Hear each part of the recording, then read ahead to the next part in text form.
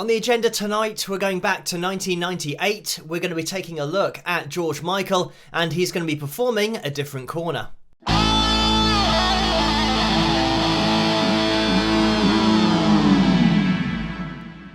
Hello, Phil here from Wings of Pegasus, and welcome to another analysis video. If you enjoyed this video, please give it a thumbs up and subscribe. So, we did have a look at George Michael recently in his rehearsal with Queen for the Freddie Mercury tribute concert. But now we're going to be looking at George Michael's isolated vocal from 1998, and this is from the Parkinson Show here in the UK. Be prepared as well that I have isolated George's voice, which means we're not going to hear the instrumentation. I've run it through the pitch monitoring software as well, so you'll see that on the right hand side of the screen, and George's voice will be plotted on that pitch graph as a yellow line. So anyway, without further ado, let's get into it. I'd say love was a magical flame. I'd say love would keep us from pain. Had I been there, had I been there, I would promise you all of my life, but to lose you would cut like a knife, so I don't dare. No, I don't dare, 'cause I've never come close. In all of these years, you are the only one to stop my tears. And I'm so scared, I'm so scared.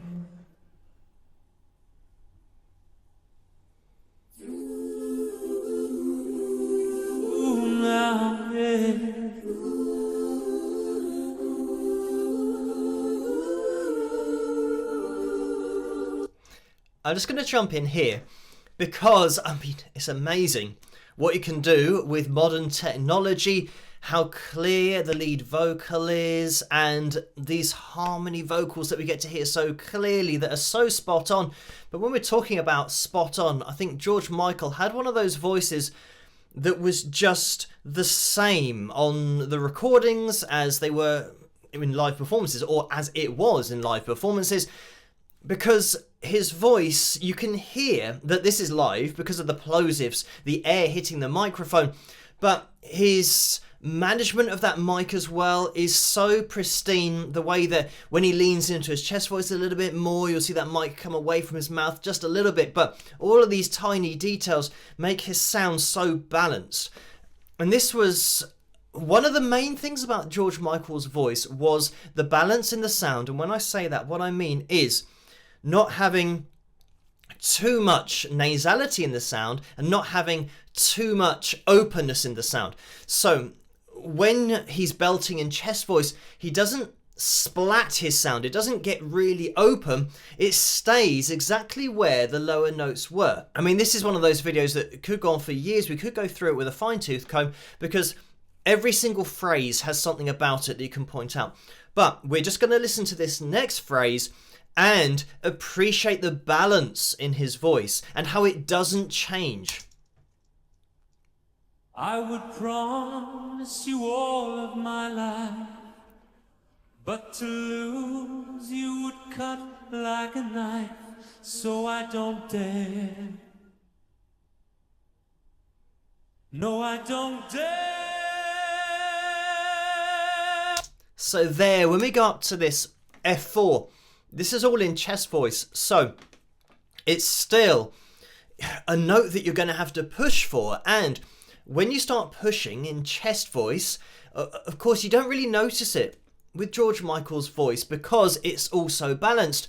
But going from the sound of na na na na like that, it's kind of in the middle. But then when he goes up, I don't care, it doesn't go like that. It doesn't go care and open up. It stays where he had his lower range. And when singers go up high, it tends to open up because you're pushing more and you're to a certain extent, losing control of the sound. But George Michael never sounded like he lost control of the sound. His voice just stayed the same the whole time, which means that you get this really nice, silky smooth balance to the high notes that you get in the lower range. Of course, when you're singing down here and go na na na na, it's easier to keep it balanced, because as soon as you start going higher, na na na na, you tend to start placing the note differently in order to get the note. But George sounds like he's not placing the note anywhere else. It's all in the same space. So this is what just gives his voice such a great, smooth quality. You know, the dulcet tones that a lot of people refer to with the old-time singers, they were hitting notes that were, you know, well in that baritone range, so they weren't really pushing their chest voice up high. But with George Michael, even in that rehearsal video that we saw with Queen, we mentioned about the G4s, the A4s, the B4s, the C5s, going up to D5 and E5. When he got into his head voice, he still had this really balanced, clean sound to it. And just to point out a thing that we can see on screen, the way that George's vibrato was so even, so consistent, but he changed it up. So here we have this more subtle vibrato that doesn't cover a lot of pitch, but in other places like this, the F3, we can see how it's a lot wider than we just heard a second ago. So let's take this back and have a listen to this. Had I been Had I been there. He's kind of allowing it to he's bringing air into the sound. Again, another technique, another thing that he did naturally that just makes it so full of expression, putting that air in the sound, but allowing that the air with the vibrato. And then as he ascended, you can see how tighter this vibrato starts. 'Cause I've never come close in all of these years. You are the only one to stop my tears. And I have to point this out. George Michael's sense of pitch was on a totally different level. And we've looked at so many singers on the channel run their voices through the pitch monitoring software to see how accurate they are, how consistent they are. And George Michael, he does this all of the time, because I've done different videos on George. We've never looked at his voice in this kind of detail, but I know from other performances that just hitting notes regularly in vocal phrases such as this D4, he's just so accurate. Look at how the first time he hit the D4, he was bang on. He then descends and goes down to the C4. He then comes back up to the D4, and normally what would happen is you'd be slightly sharp, slightly flat, because you're not holding a note, you're hitting a note, and then you're going somewhere else, in this case descending, and then you're coming back up to the note. And George's accuracy, when he goes to other notes, he's obviously hitting these bang on, hitting that A3 bang on, but when he comes back to the D4, again, he's pretty much bang on here, and then absolutely bang on for the fourth time. So we're hitting the note in a very short period of time, 4 times, and he's nailed it pretty much every single time, to a point where, you're not seeing this yellow line being sharp or flat noticeably. We're always going to have this slight variation because it is a natural voice. It's not auto-tuned, it's not pitch corrected, it's totally natural. In all of these years, you are the only one to stop my tears. There, that stop my tears. You can hear that ha ha. It's just so spot on. It's locked in. That is the way to describe it.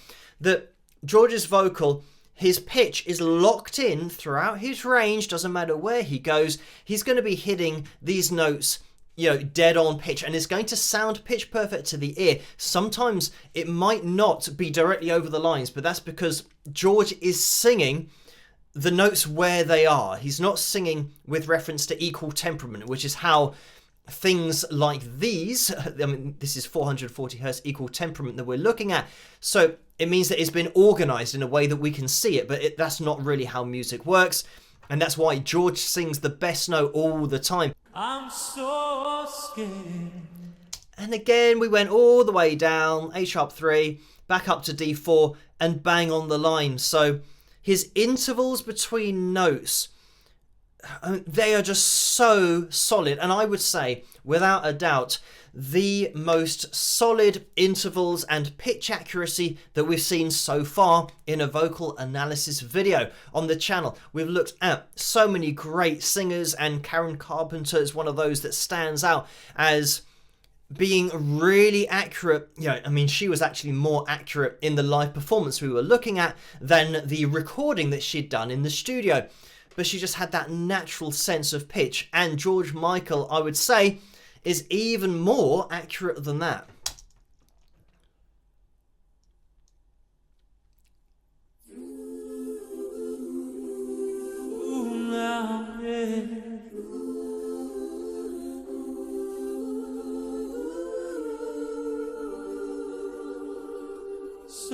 So scared.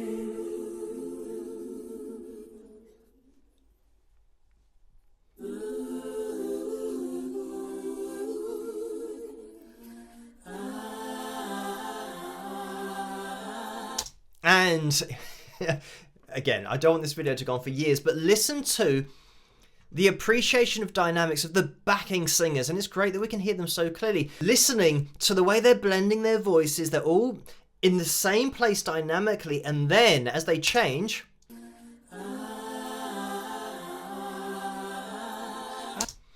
now they've gone to the R vowel. When I say they change, they're changing the vowels. So they've gone from an ooh, ooh, that sound, and ooh is always going to sound, you know, quite clean, and it's one of those vowels that is easier to get up into head voice and get a nice clean sound with it, even though they did put a bit of air in the ooh. So now as they go to the R, they don't go ha and do that and kind of be aggressive with it. They go ha. You can hear the amount of air they're putting into the R, and the R naturally wants to come together when you're singing. Vocally, your vocal cords want to come together to go ah, ah. They kind of want to do that. But, I mean, we're talking about great singers here, professional singers, so they know exactly what they're doing. But it's these kinds of things that you might not notice, and if you are a singer yourself and you start singing backing harmonies, it's something you want to take notice of to get your voices to blend if there's multiple harmonies going on and you're singing with other singers. But even if you're just singing a harmony line to a lead vocalist and you're the only backing singer, if they are singing lightly, as George Michael is here, you want to start doing this kind of thing to be at the same dynamic point, the dynamic level as the lead singer, because if you don't, then it'll almost be like you've got a lead singer and then you've got another lead singer behind who's now taking more attention because they're singing not in the same place, you know, and the last thing that you want to do is draw too much attention to the backing vocals. And here, obviously they're isolated, but listen how it just sounds great. It doesn't sound like it's overpowering any of George's vocals. And even when he comes in with the ad-lib over the top of the backing singers, it sits in perfectly.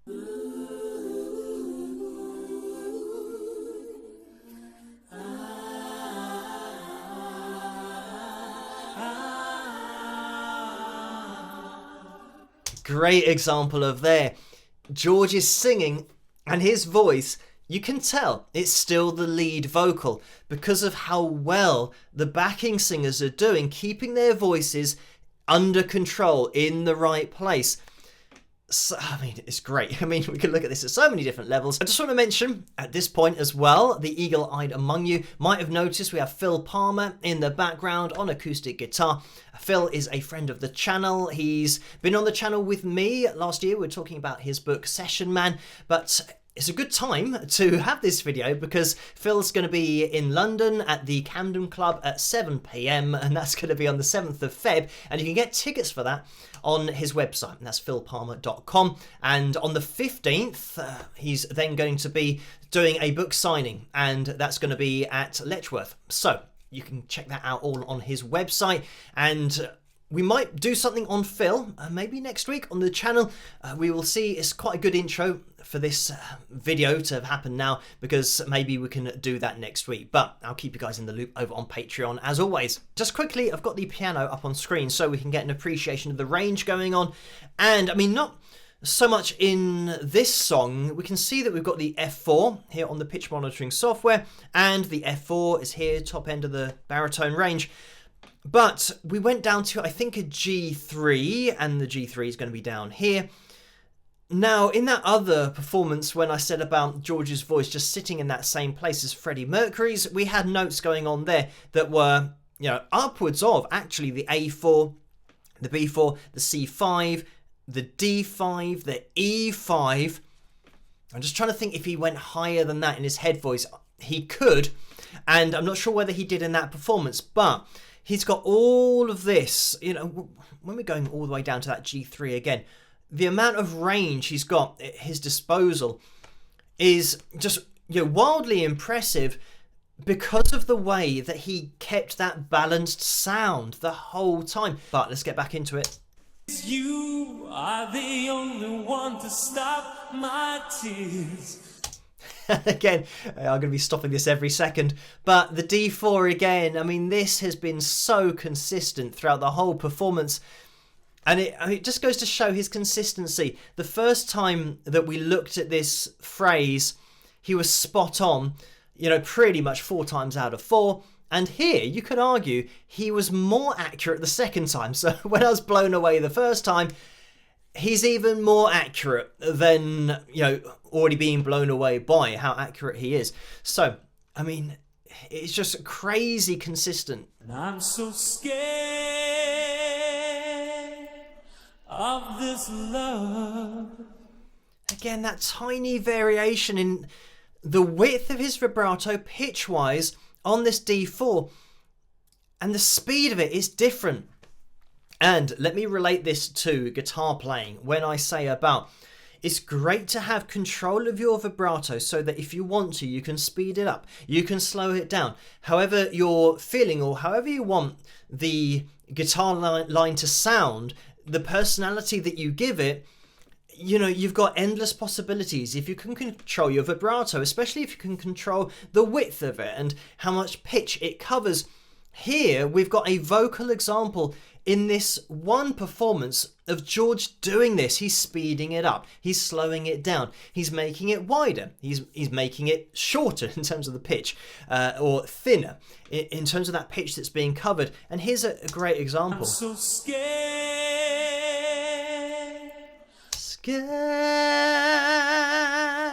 It is a little bit more dramatic because of the amount we're now going above the D4 when we've hit the note bang on, and we have this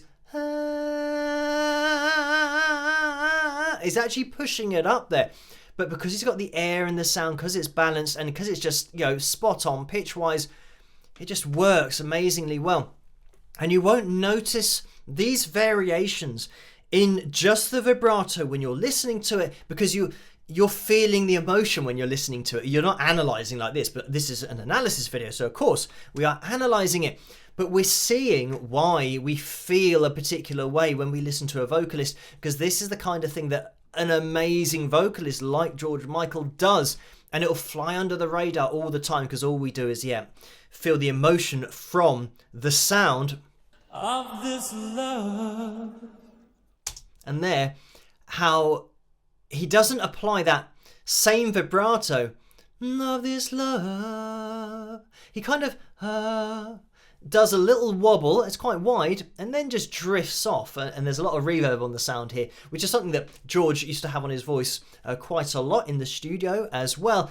And he just allows the note to be taken away with the reverb. So again, this is something that is, I would say, unique to George Michael. He was so accurate that having the reverb on the sound, sometimes when you hit a note and you're slightly off, the reverb continues the slightly wrong note, you know, and it kind of goes away, gradually disappears into the ether, but it was still a little bit wrong.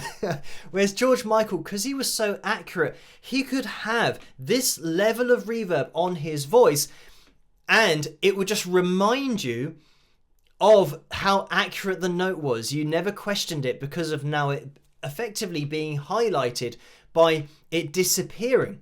But again, it's just one of those things about George Michael's voice. Because it was so great in the studio, the producers must have loved working with him, because you can do anything to his voice, it's only going to enhance it.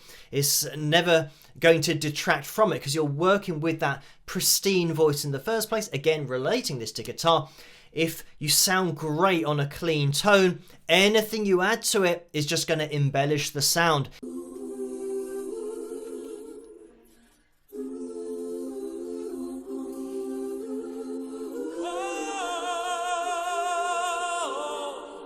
Listen to, you're not going to be able to see it here, listen to the mic technique. You can just tell that George, you know, in this position, when his mic's down here, by his thigh, he's bringing it up, but ever so slightly, because he's leaning into chest voice here. Actually, we did just get to see it there before it faded out. Look where he's holding that mic. So, again, listen to the balance. I mean, this is just a tiny kind of professional detail. The backing singers are still doing a fantastic job. They're in place. But now George is going to be leaning into his vocal in order to hit this higher note in chest voice with a little bit more. I mean, he's just doing that for that kind of emotional pull, but he's keeping his mic further away from his mouth. If it's too close, then it wouldn't be at the same level as the backing singers. I mean, tiny details, but these are the kind of things that the great singers do automatically. It's not somebody on a desk adjusting the levels. It's the singers themselves adjusting their volume, their dynamic level, just from experience of knowing exactly where they need to have the mic for the volume they are singing at, considering the overall mix that they're hearing. So yeah, again, just amazing appreciation of dynamics on a professional level.